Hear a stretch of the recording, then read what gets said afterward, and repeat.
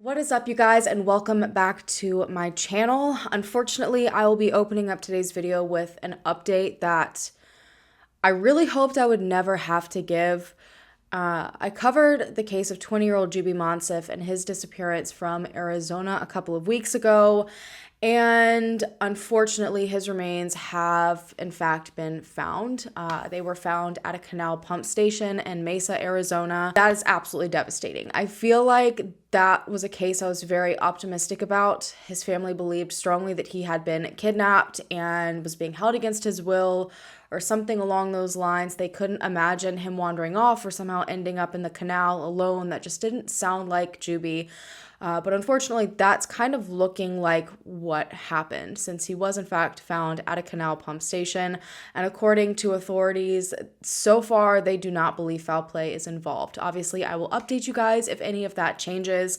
But please send your thoughts and prayers out to Juby's family. They remained so optimistic and worked so hard to keep his face out there and to raise awareness for him. And they were so strong at a time where I literally feel like I would be absolutely crumbling. So today we're going to be speaking about the suspicious death of 24-year-old Max Chamberlain on September 30th, 2017. And this case is going to piss you off and frustrate you to absolute no end. Unfortunately, his death occurred at the same time as the Vegas shootings, and the Tempe, Arizona Police Department were working to help with the Vegas shootings, and this meant that Max's death was put on the back burner when it should have been very quickly investigated, and that meant that his death was deemed accidental. Now, Max's dad has a Facebook page that he started shortly after Max's death to try to get someone to listen to him and understand that there was something else going on here, and he needed to get to the truth of why his son died and what exactly happened, because it is way beyond obvious that the story that was told is not at all the truth. But before I get to the rest of the details of the case, I need to say a huge thank you to Skillshare for partnering with me on today's video. You guys know I absolutely love Skillshare. They're an online community for creative and curious minds, so I feel like we all kind of fit into that bubble.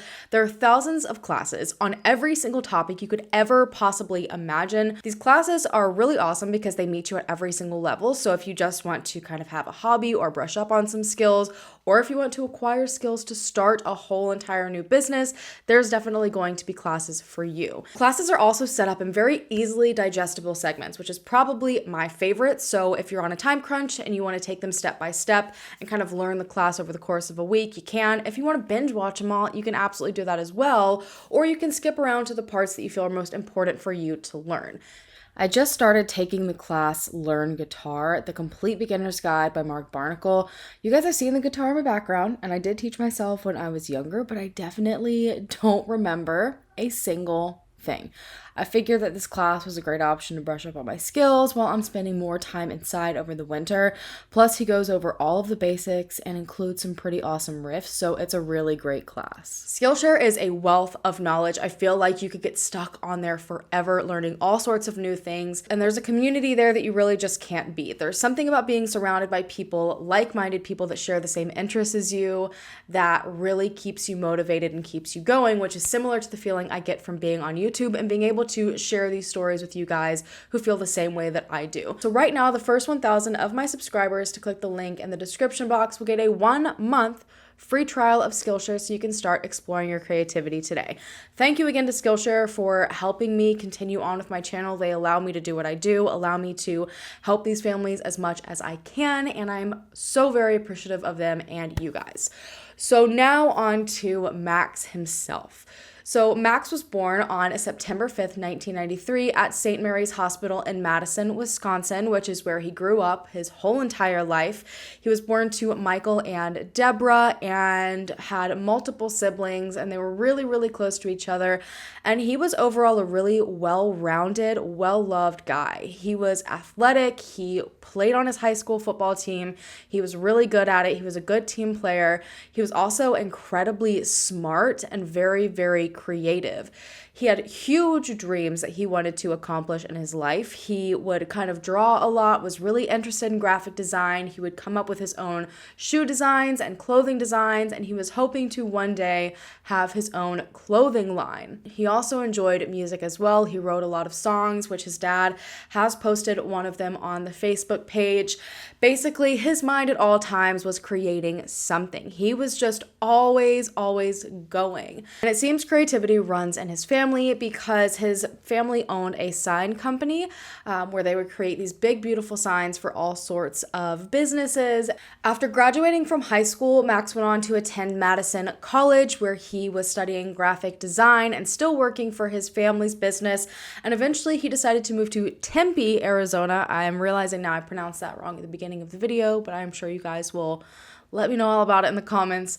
But he decided to move there. So he was 24 years old at the time, living on the 20th floor of the West 6th apartment. I don't know why I can't say that. The West 6th apartment complex. And unfortunately, the night of September 30th, something happened that ended up taking his life. At 3:09 a.m., the early morning hours of September 30th, multiple calls began coming into 911 reporting that a young man was face down on the pool deck of the West 6th apartment complex, and he was likely no longer alive. 2 Tempe PD officers showed up. I believe they were bicycle officers that were patrolling the downtown area because that's kind of the location this was. And they arrived on scene, were waiting for backup, and were pretty much able to confirm as well that this young man was no longer alive. And this young man ended up being identified as 24-year-old Max Chamberlain. Honestly, I have no idea what authorities did when they arrived on scene immediately. You will find 1 to 2 articles about his death online, and then the rest of the information comes straight from his father and what you can find there. But from what I've seen, they really didn't do much. From the absolute get-go, blinders were on, and authorities determined it was very likely that this was an accidental fall due to intoxication. Neighbors were not questioned from what I have seen. They didn't go and speak to anyone to see if anyone heard anything. They did not go and check the surveillance from the West 6th apartment complex itself, and they had plenty of surveillance. They did not go and check the parking garage across the street or any of the businesses across the street that would have faced Max's apartment to see what happened either. We stuck with this idea that Max was intoxicated, fell to his death, and really didn't explore any other avenues. Authorities were able to quickly find out, however, that Max was not alone in his apartment that night. He was there with his girlfriend, who remains unnamed. Max's family has been very adamant that they are not accusing anyone of doing anything. They quite literally just want the truth. They want answers, and they strongly feel like there are people that have it, and they don't want to slander anyone or ruin anyone's life, so she has remained unnamed for this purpose. But this girlfriend was present when Max fell to his death. So authorities did go up to Max's apartment and very briefly speak to his girlfriend. So Max's girlfriend said that she had been with him all day and into the night, and that the entire day everything had been completely fine. They spent some time with her mom that night, who was living in the area, and then they headed home. On the way home, they stopped to pick up a handle of vodka, and they got home. I've seen sometime between 9 and 10. That's what the police report states, but I've also seen Max's family say that they got home between 11 and 11:30. So sometime between 9 and 11:30 is when they got home. And his girlfriend stated that as soon as they got home, they began drinking again. She said they were heavily drinking, decided to watch a movie, and at some point, Max asked to smoke weed. He was not one to smoke marijuana. The girlfriend was able to confirm this. She was the only one that usually smoked, but he apparently wanted to this night, so she said sure, and they smoked together. Now, at some point, he decided he wanted to continue smoking. She was done. For some reason, this led to an argument. She claims it led to an argument because Max never smoked. So I don't know if she's saying it was an argument because she didn't want him to smoke, or if it was an argument because he was not handling smoking very well. But either way, things got out of hand. She claimed that Max was throwing things, breaking things. She had made him a cake. He was taking the cake and just smashing it, smearing it all over the kitchen, on cabinets, on the countertop. And then at some point, she said that Max stated to her that he was tweaking and he needed to leave, that he was freaking out. So at this point, she says she went into their bedroom and thought she heard the door of the apartment open and close as if he had left. Sat in the bedroom for about 15 minutes and then decided she was going to go and check on him to see if he actually did leave or not. When she went out to the rest of the apartment, she didn't see Max, and for some reason, she decided to go out onto the balcony. And she said when she got out on the balcony, she looked over the rail and saw Max face down on the pool deck down below. But she said that she thought he had just walked down there and passed out. She didn't go check on him. She did not call 911. Instead, she immediately called her mom and had a 5-minute phone conversation. So police began to kind of scan the apartment. They did find the handle of vodka and 3/4 of it was gone. So at this point, her story seeming very believable because if Max drank mostly 3/4 of a handle, he probably was highly intoxicated. They did in fact find the weed. They did confiscate that as well and take it in as evidence. And they were able to confirm that the apartment was a mess. There were broken things everywhere. There was food and items all over the kitchen. So her story seemed to add up. And when they asked Max's girlfriend, do you in any way, think there's a possibility that he purposely jumped over this railing? It is stated in the police report that she began crying and eventually shook her head no and said he wouldn't purposely do it. So all of this confirmed their idea that Max had some sort of incident due to a high level of intoxication. According to the girlfriend, he'd been drinking, he had been heavily smoking, he was tweaking out, so this makes sense, right? I'm interested to see how you feel in about 10 minutes. So at this point, police stopped investigating the case. They didn't look into this any further to make sure what she was saying was true. You would think that the argument alone would have pushed authorities to look into things further because you really never know. When someone admits that there was some sort of altercation and that led to someone's death, you need to look into it just to be sure. But they didn't. So at this point, they decided it was time to go ahead and find the next of kin, which was Max's father, Mike, who was still living in Wisconsin at the time. And they planned on contacting him and letting him know that his son had tragically passed away. However, at this point in time, they were still with Max's girlfriend. Max's girlfriend's mom had shown up and they notified Tempe Police Department that the girlfriend's father also lived in Wisconsin, where all of them were from, and he was with Mike. So he could be the one to break the news to him. Now, for some reason, authorities agreed to this. And to me, this is them basically just throwing their job and their duty off onto someone else. How can you even confirm they're actually going to tell this person, especially in a timely manner? And because of this, Mike was not notified that his son had died for well over 5 hours. Mike was back in Wisconsin. He was just going about his morning. He woke up around 6:30 a.m. his time, which I believe would have been about 4:30 a.m., so an hour and a half after Max's body had been found. He made himself some coffee. He was packing things up because he actually planned to hop on his motorcycle that day and take a trip into Canada. He made himself breakfast.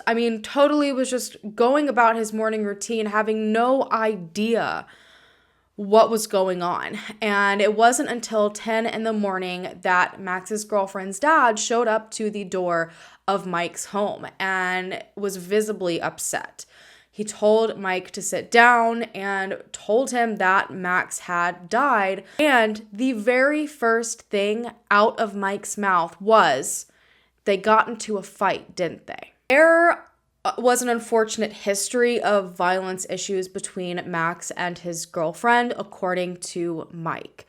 Max had shown up just a few months prior to work with his dad that summer of 2017 in Wisconsin with scratches all over his face. And when Mike asked his son what on earth happened, Max explained that his girlfriend had attacked him. Mike tried to tell Max that, this is not something that is healthy. This is not acceptable behavior. This is not normal. You've got to stay away from her. And then Mike himself went to go confront the girlfriend's family about it to say, look, your daughter is attacking Max and we need your help to get her to stop. Say something to her, try to talk some sense into her. And instead of being concerned about their daughter's behavior, apparently the girlfriend's mom said to Mike, well, they weren't dating then.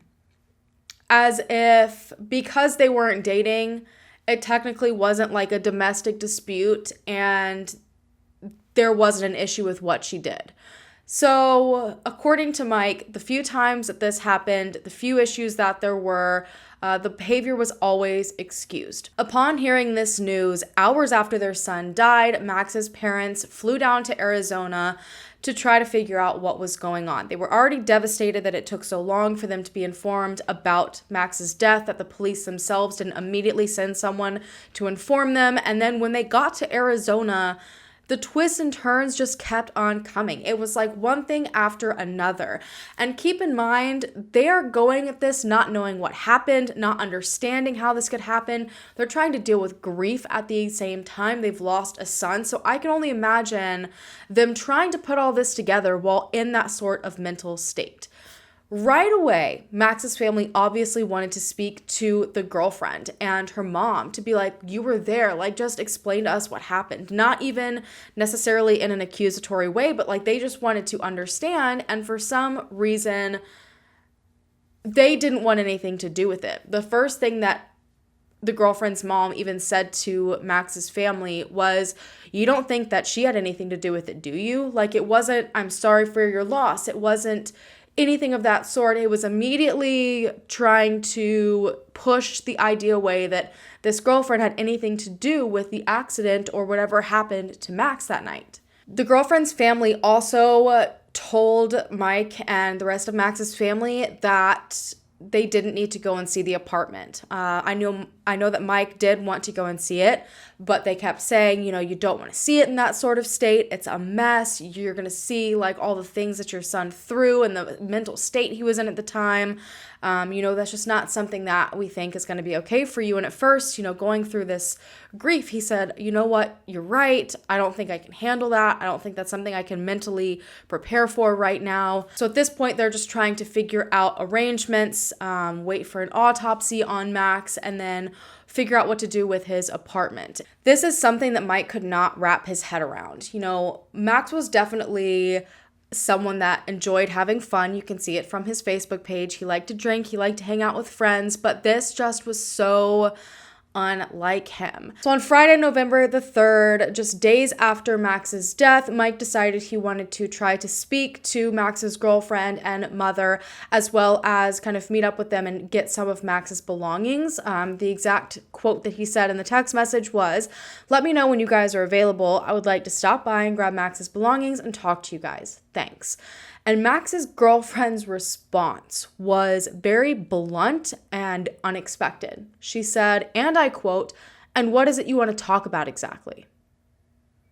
So I will have a picture up here of the text message, the screenshot that Mike has shared, and the yellow note that you see on it is what Mike has written on it since. And I'm pretty sure that sums up what all of us are thinking in regards to her text response. Mike was simply trying to, again, sit down and talk with her and gather some of Max's belongings, and she immediately responds very defensively and proceeded to say that she wasn't going to speak to Mike about anything. Within a few days after this, Mike had pretty much had enough. He said, you know what? I don't care what the state of the apartment is. I don't care what you have to say. I want to go and see where my son lived and ultimately where my son died. So he sent out a text message and a group text saying that he was going to see the apartment and he wanted to make sure that he could be let in. He was at Max's apartment within 4.5 hours of sending that text message. And when he walked in, after bracing himself for the absolute worst, he walked in and the apartment was spotless. There was no smeared cake. There were no broken items. It had been entirely clean top to bottom. Come to find out, when he asked around, almost immediately after he sent that text message, cleaners were sent to the apartment. While there, Mike wanted to grab some of Max's belongings. He took his son's backpack, a hoodie, a few of his hats, and he also reached over to grab Max's laptop. But as soon as he did this, Max's girlfriend grabbed it back and said, "No, you cannot take this. I need to get some things off of it first." She explained to Mike that there were some pictures of her on this laptop that were meant for Max's eyes only, and obviously she was not comfortable with Mike seeing them, so she said once she deleted them, she would give the laptop back. And I don't think this was a fight that Mike, really wanted to try to have. And again, he's still trying to wrap his head around everything. So he agreed, and the girlfriend left with Max's laptop. Over the next 2 months, nothing was done by authorities. They were still not investigating the case. Max's girlfriend was still refusing to speak to his family. Multiple things occurred during this 2-month period that didn't answer any questions and instead made this whole idea of what happened to Max that much more unbelievable. First and foremost, and the largest thing in this case that is going to make you immediately go and just ram your head through a wall. Max's autopsy came back, and it entirely contradicts the story that police went with and everything that his girlfriend claimed happened that night. Max's autopsy showed that his BAC was 0.05. That is well below the legal limit. So that 3/4 of a handle of vodka that was gone, Max surely didn't drink all of that. He probably barely even put a dent in it at all. He also had absolutely no marijuana found in his system at all. And we're not talking about remains that are found way after the fact where things could be skewed. His body was immediately taken, probably within 30 minutes of his death, and an autopsy was performed. So the story that he wanted to keep smoking and that's what caused the argument is a lie. So what actually caused the argument? All I'm going to personally say is that when someone lies, usually there are pieces of the truth within it. So is it true that smoking too much weed did cause an argument, but it wasn't Max that was the one that was smoking? So this right here is just proof that his girlfriend blatantly lied, but why? And how come instead of calling 911, she called her mom for those 5 minutes and never got in contact with anyone? It really threw absolutely everything into question, and authorities at this point should have immediately gone back and been like, you know what, maybe we jumped the gun here. Maybe we decided this was an accident too early, and now we have absolutely nothing to support that this was an accidental death due to intoxication because he wasn't intoxicated. We should go back to where that whole story originated from and figure out what's going on. But it took Mike calling them to get them to do this. So Mike ended up calling Tempe Police Department and said, look, you need to look into this case deeper. There's something else going on here. And so they did eventually call Max's girlfriend and tell her she needed to come back in for questioning. But instead of going in right away, she waited 2 weeks before she came in to speak to authorities. And at this point, about the 2 months had passed since Max had died. And this is when authorities for the first time really started an investigation into his death. But at this point, it was too late for so many things. All of the surveillance footage that they could have, gone and immediately looked at from the apartment complex that may have captured something, that was gone. All of the footage from all of the businesses across the street, it was now overwritten. I mean, there was nothing left that could have so easily proven if Max was out on that balcony alone or if someone else was there with him. The apartment itself, yes, authorities did go in there. They did collect some things as evidence just in case, but since then the apartment had been entirely cleaned, and had they treated it as a possible crime scene, there may have been something else that gave them some sort of answers. Mike was infuriated. Not only did the story that the girlfriend told not add up in terms of, he was drunk, he was belligerently drunk and high, but she also said that he was smashing things and throwing cake and smearing it. But the autopsy showed that underneath of his fingernails, when they scraped it, it was entirely clean. He would have had all sorts of crap all over his hands, all over himself, if he had been grabbing this cake and smashing it, and there was nothing. So again, is that a part of a truth? But Max wasn't the one that was actually doing that. But when the girlfriend came back to speak to authorities again, there were still just more inconsistencies. She told numerous versions of what happened, all with very small details changing. At one point, she said that Max was leaving because he was tweaking, which we already know of. But in a few other statements, she actually claimed that she was the one who told him to leave, that Max didn't say, oh, I'm tweaking, I have to leave, I have to get out of here. She said because of the argument, she got mad and told him he needed to leave. Then in another statement, she claimed that she was in the bedroom and she heard Max throwing things. But another time she was questioned, she said that she was out on the balcony on the phone with her brother and she was watching Max throwing things. Another statement, she said that she heard his keys and that's how she knew that he left. But we already know she said initially that she heard the door. Other statements, she claims that she even heard the balcony door open and close. I know that one of the detectives on the case did go back and try to clarify a few of these things that were very inconsistent. And I think the story that she ended up settling on was that she was in the bedroom, that was the room that she was in, and that she never heard the door shut at all. She heard no doors at all, but she did hear the keys. Somehow, despite all of these changes in her story, paired with her story entirely being contradicted from start to finish by the autopsy, authorities didn't do anything more. They stuck with this idea. This was an accidental fall from intoxication, and that is all they did. I think it's very possible they did this because they knew they messed up. They knew that they should have taken the time to investigate this case properly from the get-go, and because they didn't, they lost all the evidence they would need to prove otherwise, so they knew their hands were tied, and the easiest thing to do would just be to leave it as it is. There was this idea that was thrown out immediately, that maybe he was still intoxicated. Maybe it was synthetic marijuana, but according to the detective told Mike that this was not synthetic marijuana. However, I don't believe it has ever been tested. I know that it's still in evidence as of, I believe, like a year ago, so I think it could still possibly be tested. So at this point, Mike is trying to push to get answers on his own, something that a parent should absolutely never have to do. And he felt strongly like there could be information in Max's laptop that might help him get to some sort of answers. But for weeks, he could not get the girlfriend to turn over the laptop. She would repeatedly say, I have not had time to delete the pictures yet. The laptop's not ready yet. There was always an excuse. And at one point, she even straight up said that she spoke to her attorney, and her attorney told her that Mike had absolutely no right to Max's laptop or any other belongings because those belongings were Max's and not in Mike's home. So therefore, she somehow had rights over all of his things, which is, first of all, either another lie because an attorney's going to know better than that. That's not true in the slightest. Or they just got a really crappy lawyer. And I don't know which one it is. And on November 9th, Max's girlfriend really pushed things super far with Mike.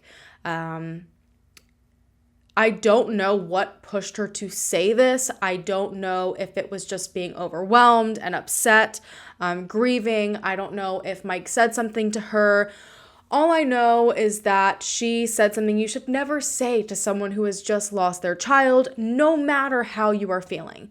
She said, and I quote in a text message, "I hope you know Max died loving me more than anything or anyone, and there's absolutely nothing that you can do to take that away from me or him. And he's so disappointed in how you're handling this. He loved me more than you. So stop and spare me the father shit. You're a piece of shit father to him his whole life and didn't care about him until he was dead." She said a lot more than that in this text message. I just was not about to read any more of it. You can go and see that on the Facebook page. But that, to me, says a lot about who she is as a person. Mike has every right to want to ask questions to the last person to be with his son before he tragically fell to his alleged accidental death. For that person's response to be, "He loved me more than you, and you can't take this laptop back, and you can't come and see his apartment, and I'm not talking to you," there's something so wrong with it. And honestly, I don't know if she's just not a great person or if there's just something she's hiding, but you can understand why Max's family is devastated by this and is now searching and pushing more for answers. She did come back and apologize after this and say, this was just a lot. I don't want to hear a lot of the things you have to say while I'm grieving. And her mom actually also texted Mike and explained that they were just overwhelmed and at a breaking point. And I can totally see that. But again, they threw something weird in there. And while her mom is apologizing to Mike and saying, we're all just going through so many hard things, she also conveniently adds in, also, please delete all of our texts and we'll all move forward separately. What? Like, what? Finally, on November 28th, 2017, Mike went to the police for help in getting Max's laptop back because she was still refusing to hand it over. And of course, the police told the girlfriend, you have no legal right to keep this laptop. It's not yours. Whatever her attorney or this made-up attorney said is not correct. You have to give it back. And when Mike got the laptop back, he wanted to start digging into it for any possible information that might lead to answers as to why his son died. Was he going through something and no one knew about it? Was there evidence that this was a possible, suicide in there? Is there anything on there that points to someone having it out for him? He was searching for anything he could. And when he opened it up, he noticed that a lot more files than just a handful of pictures had been deleted off the laptop on the 28th of November 2017, the exact same day that the police said that the girlfriend had to hand it over. She mass deleted tons and tons of files.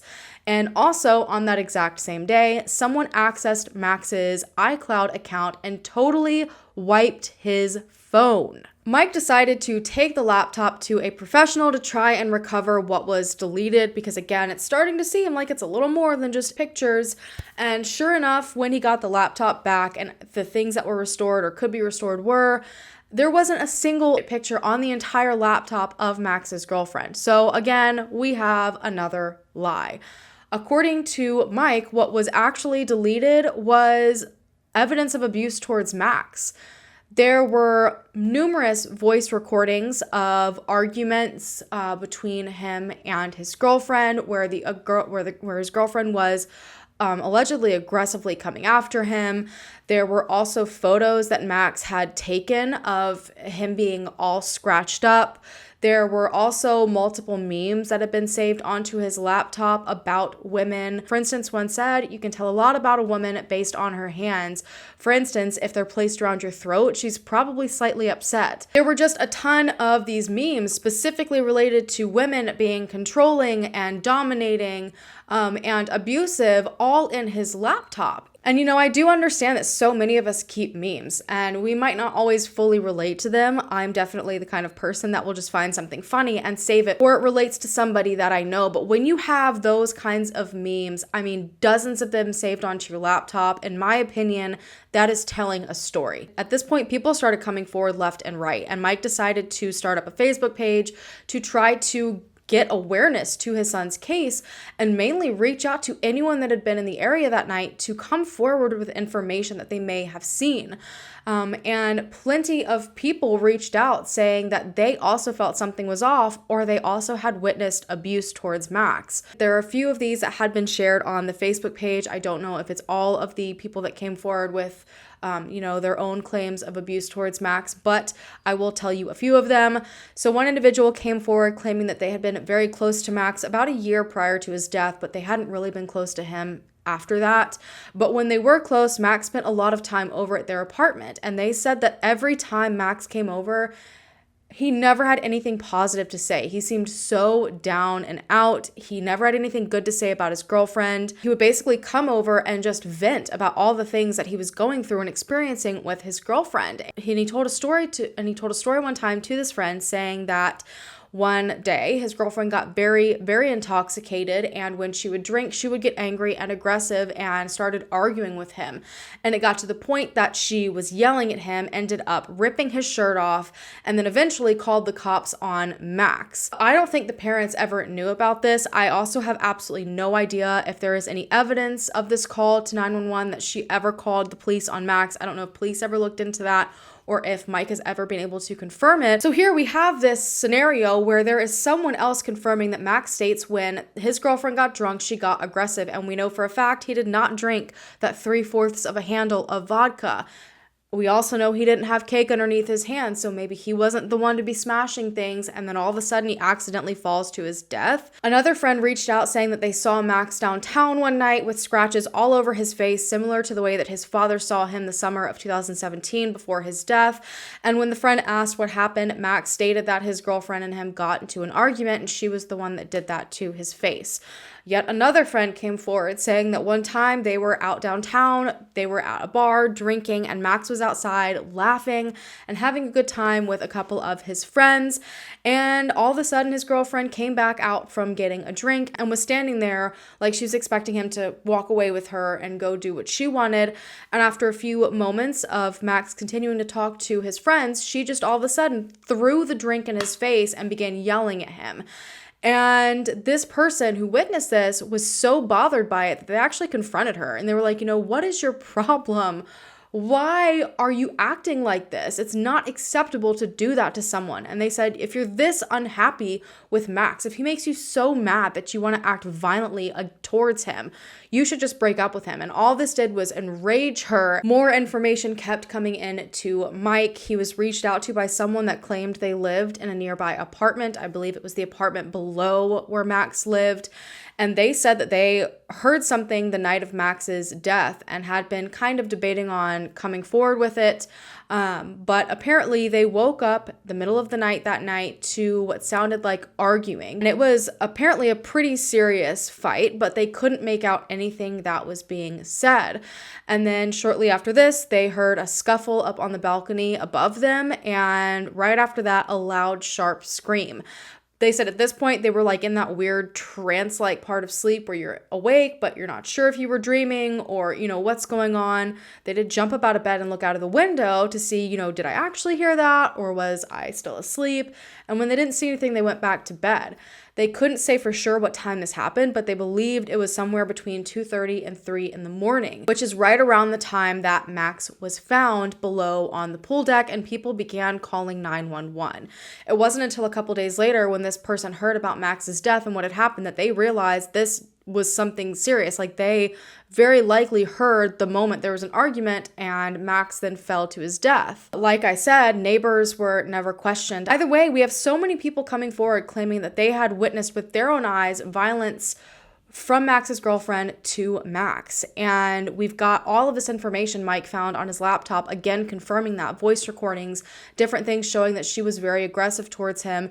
And then we have her caught in a blatant, pure lie, and still just authorities aren't doing anything.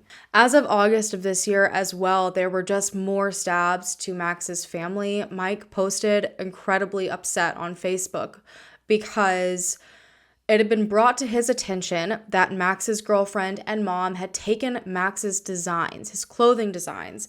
They had taken them, never given them back to the family, and they actually made clothes out of them and then gave these clothes to his friends.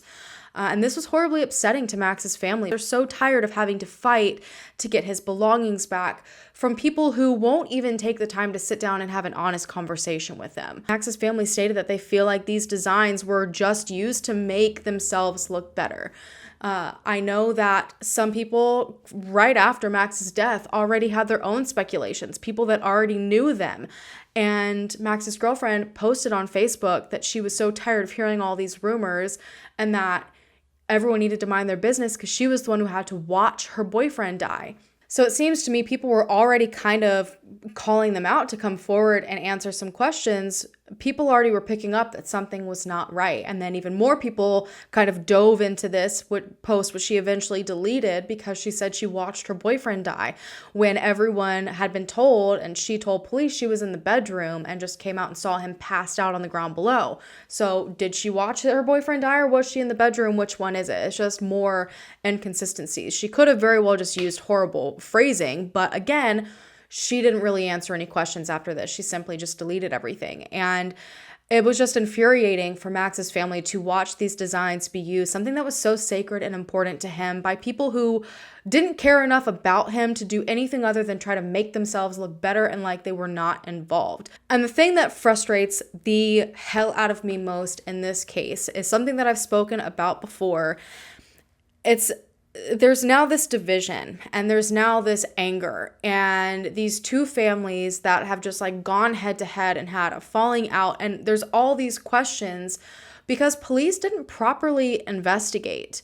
And the last time I mentioned this, I will never forget, someone commented on it and was like, police don't have to solve issues between families. I'm not asking the police to make sure these families don't argue or there's any sort of issues between them or tension. But the reason that tension is there is because so many questions weren't answered. You left people with too much to wonder because you didn't do your due diligence to figure out what happened to this young man.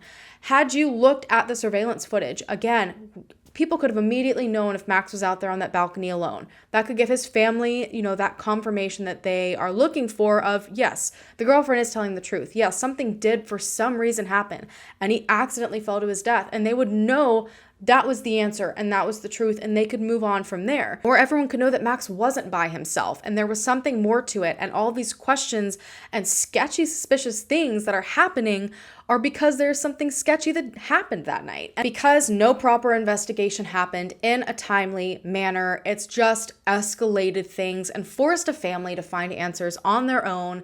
And for videos like this to be made to try to get someone to come forward that probably should have been questioned in 2017. I'm not here to accuse anyone of anything because I don't know what happened. I'm not a police officer. I'm not the end all be all of any of the cases that I cover. But what I do know is that based on all the things that were found, what the girlfriend claimed happened was a lie. And I want to know why. And I want to know why the police accepted it so willingly and have now forced Mike and his family to put all these puzzle pieces together and hope to God they can create one solid picture out of it, to have some sort of understanding in terms of the loss of their loved one. And that's absolutely sick. Just put yourself in those shoes for just a minute. And imagine that. So many people comment how frustrated they get when it comes to unsolved cases, but you're just someone listening in. Imagine actually being in the middle of that family. Imagine this being your son or your daughter or your brother, your sister, your husband, your wife, your mom, your dad, your grandparents. Imagine actually being in it and not having those answers. Ultimately, I just hope that Max's family gets the answers that they deserve sooner rather than later. Like I said in the beginning of this video, you're gonna leave it frustrated as hell because it is so obvious, the inconsistencies, the lies, the lack of effort in terms of the police department.